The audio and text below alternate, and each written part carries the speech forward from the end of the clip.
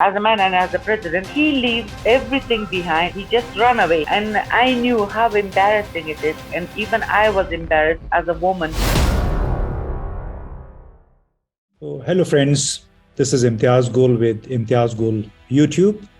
Afghanistan has been in the news, very dramatic events. It has been in the news for the past many decades, but the last few days have been quite shocking as well as surprising for many, particularly after the Taliban seized some of the northern towns. And unlike the expectations and estimates of many outsiders, intelligence agencies, that they might take 4 to 6 months to get into Kabul. They were in Kabul within 3-4 days. It looked like a meltdown of the Afghan Defense Forces, for which, according to American President Joe Biden, America spent about $1,340 billion in the last 20 years. So it was quite a shock of life for many. But once Taliban entered in the capital Kabul and also got to the presidential palace on August the 15th, everybody was surprised to the extent that for some time there was chaos, there was uncertainty. People didn't know as to what was happening. But meanwhile, things started settling down, and the next few days have seen quite a bit of calm. No suicide bombings, not a bullet fired, no explosions, as has been the case, as has been the routine in Afghanistan until a couple of weeks ago. Like suicide bombings were almost a daily routine. Now it has been quiet. As the government formation talks are underway, everybody is talking to each other. Taliban leadership is in Kabul. But there is another dimension to it, the social dimension, as to what is happening at the social level. There are two things. There are people who are desperately wanting to get out, but there are also people who are very much wedded to the idea of Afghanistan as a nation and being Afghan. And they refuse to leave the country. One of those people who have refused to leave the country is Elay Irshad, a former member of parliament, who has also been advisor to the commerce minister until very recently. She also refused to leave the country once the Taliban were on the way to Kabul. She believes in her Afghanhood, and that's why we thought we should bring her voice to you, to the outside world, to figure out as to how now she feels and how would she compare the current situation with the one that had prevailed before August the 14th and 15th. So welcome, Elay Irshad. And we would like you to explain as to how is the situation right now as far as the social life is concerned. Are there fears? There were a lot of fears by the people of civil war, of loot and plunder. But what has been your experience in the past few days? Thank you, Mr. Gul, for having me. Actually, Afghan people, they're extremely afraid of Taliban. And because in 1996, when Taliban were in power, so it was totally different scenario in different situation and different lifestyles. Right now, after 20 years, when Taliban came for the second time, they keep saying that we will not harm anyone who works with government, and they announced amnesty, and no one believes it. First of all, the majority is afraid, and it will take time for Taliban to convince them that they really have been changed. Even Western society cannot believe in them, and they keep asking me, aren't you afraid being in Afghanistan? So it needs a little bit time to see that they really have been changed. In regards of security, for the past 42 years, I have never ever seen such calm days in my life, because there is no bullet fire, there are no gunfire, there are no helicopters in the sky, no explosions. That's quite obvious. If we see the security, Kabul is quite secure. A few girls walk on the street and no one says anything.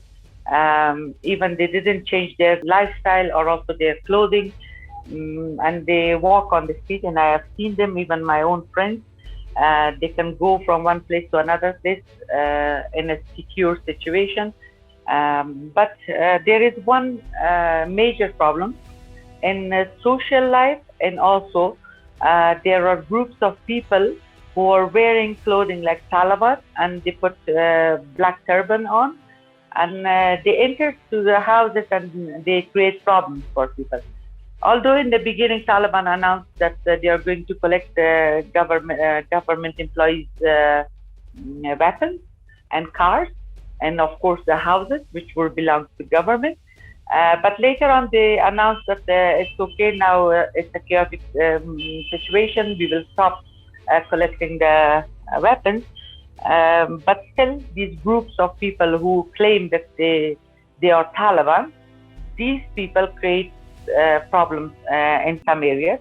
2 days ago, they went to my house as well, claiming that this is a government house and this belongs to an MP, so we want to take the house. And then my brother went there, and then my brother convinced them that it's a private house, it's not a government house. I just wanted to ask a question about this, that in such situation, usually criminals take to the street, they take advantage of this scenario.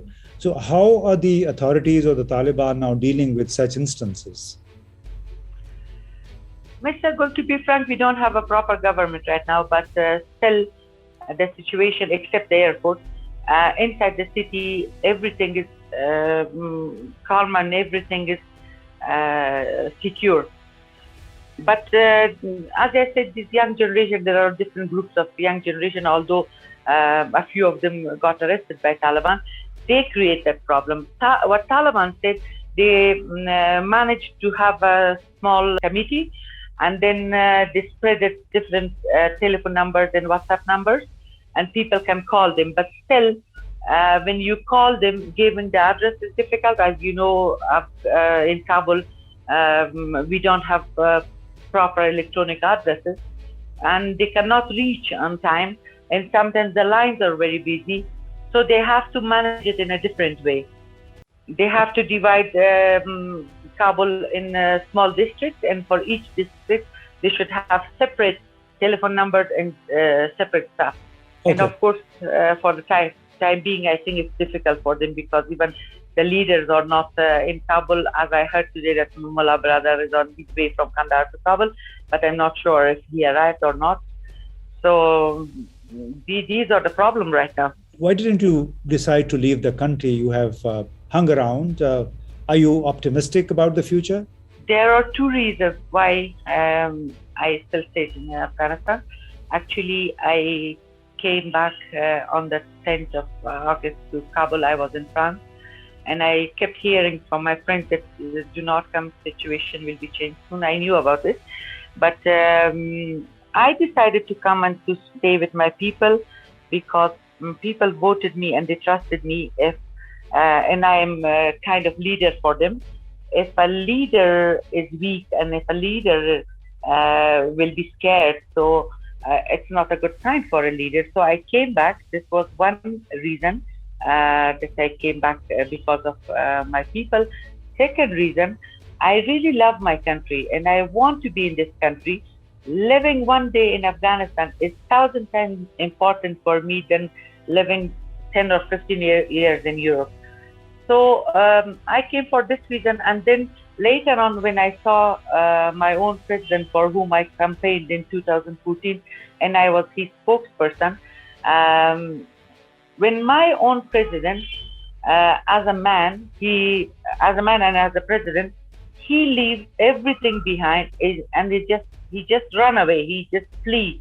And I knew how embarrassing it is, and even I was embarrassed as a woman, that okay, I am a woman, but I tried to stay with my people, and you were a man and a leader, and then you left everything behind, and you just turned your back to them, and you just went because you wanted to be safe.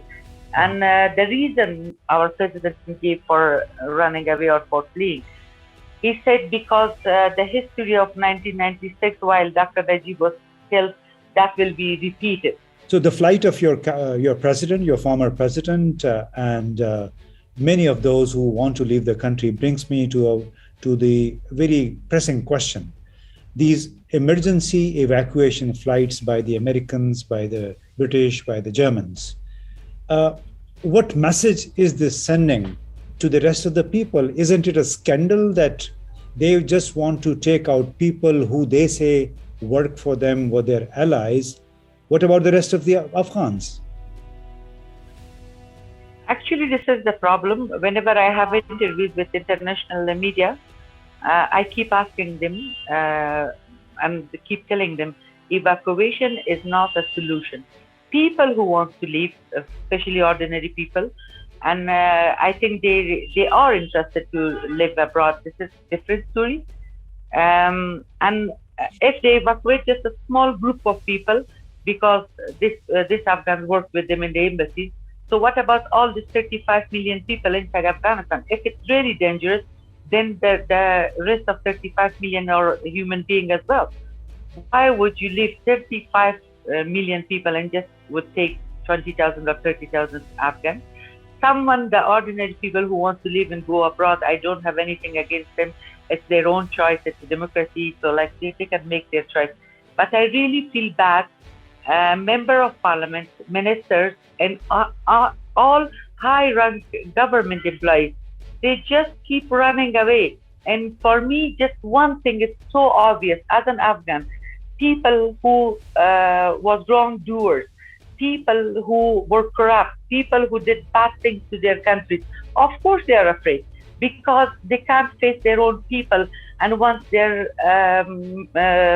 wrongdoing comes in the picture, then they don't have any answers. So I think that's why the politicians run away. And I really feel bad as a woman, as a member of parliament, when I see some MPs, although they arrive, for example, in India and in the airport, they cry and they would like, oh, my country is burning. Okay, your country is burning and you ran away. You were an MP and you were a representative, you were a leader. So now you cry. It's not good. It's shameful. It's embarrassing. I really don't know how can they digest a situation like this. And also third thing, for all these foreigners who want to evacuate from Afghans and evacuate their own people, please manage your system. Please do not create problems for others. Now everyone runs toward the airport. They think that there are airplanes waiting for them, and without any kind of documentation, they can get into the airplane and then you can leave. I think they have to make proper lists. They have to inform people in advance, and they have to get them proper transportation so that they can go to the airport. On the way to the airport, I heard from people, even my own friends, they had HIV cases and their cases were accepted and they were asked to come to the airport, but they couldn't enter the airport. 3-4 times they went and then they came back. I think a system like this with all these Western countries, NATO countries, strong countries, why would they be so lazy and without any plan, without any system? They just announced, okay, people who work with us, they can go to America or to Canada or to Germany or to England. Yeah, you're so correct. This is so hasty, so disorganized. And I think this is sending a very wrong message to all those people who have been living all their lives in Afghanistan, in different parts of Afghanistan, who would still continue to live in Afghanistan. And the Americans and other allies of the United States of America have created or are creating a very bad incentive, creating a bad precedent for a lot of young people. I mean, this is a very natural desire to go live, study abroad. But in this particular situation, it seems like many young people see this as their only chance to leave the country. But the issue is, how many people can these Western countries take in, and whether it is a right strategy to woo people away from their own country. It's like a real brain drain that educated people, young people, are being encouraged to leave the country. And this could possibly create another vacuum of trained manpower inside the country. And this also would have a direct impact on governance. So thank you very much, Elay, for these candid thoughts. And we hope that things get better. Good luck to you. And we are looking forward to be talking to you again and to seeing you very soon. Thank you so much for having me.